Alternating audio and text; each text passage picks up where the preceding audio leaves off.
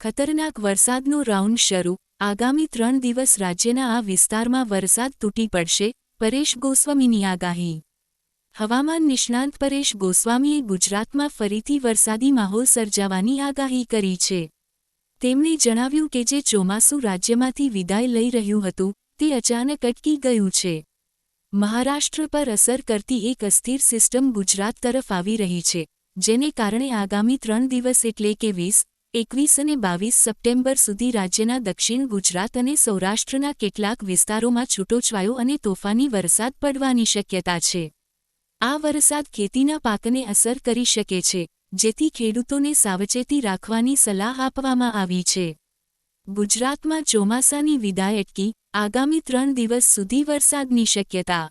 હવામાન નિષ્ણાંત પરેશ ગોસ્વામીના જણાવ્યા અનુસાર, જે ચોમાસું ઝડપથી ગુજરાતના ઉત્તર ભાગો અને કચ્છમાંથી વિદાય લઈ રહ્યું હતું, તેની ગતિ અચાનક ધીમી પડી ગઈ છે.